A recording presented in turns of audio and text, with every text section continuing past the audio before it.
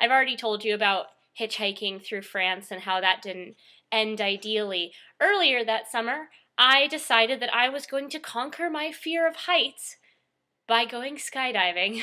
I went to this place that bragged about the fact that you could go 15,000 feet up and then you would get a 60-second free fall before the parachutes open. And I'm kind of a go big or go home person and also very stubborn, and when someone challenges me to something, even if that person is me, then I have to go all the way. So I was like, yeah, sure, that sounds awesome. Like, I don't really like heights very much, but this is gonna be fine.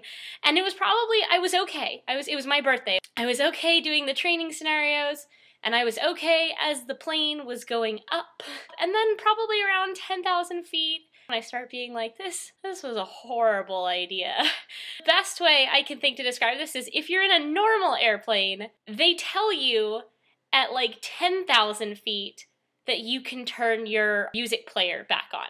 So if you look out the window, when they tell you that, it's 5,000 feet above that this plane dropped us.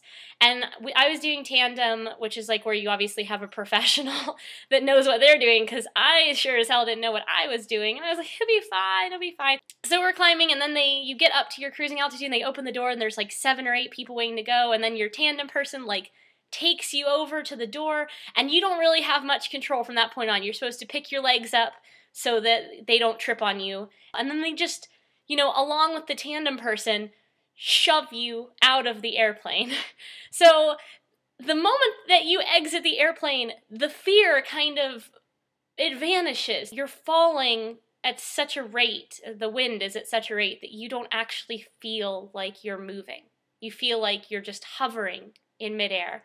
And so we go through this 60-second free fall where I just feel literally like there is no gravity. I mean, the wind is obviously very, very strong, but it just feels like this balance of forces, and you're just suspended over the world. It feels amazing. And it doesn't even feel like you're falling that fast. There's so much distance between you and the ground that you don't process it.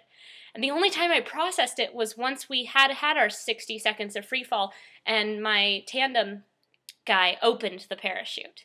And then you have that moment of like, oh, crap, because you stop thinking about it. You stop thinking about everything until that moment. Then we became very aware of the height factor again, because we had a much slower descent in the parachute.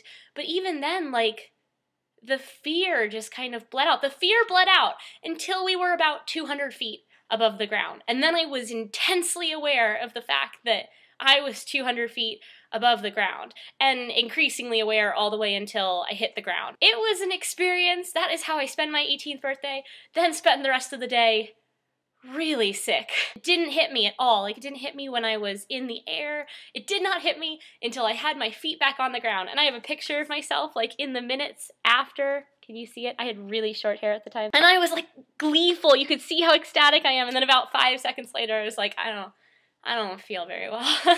But it was an amazing experience. I really do have an appreciation now, though, every time they tell me it's safe to listen to my portable electronics. So next time you are in an airplane and they tell you that, look out the window and see how far you are from the earth. And then imagine being quite a bit higher.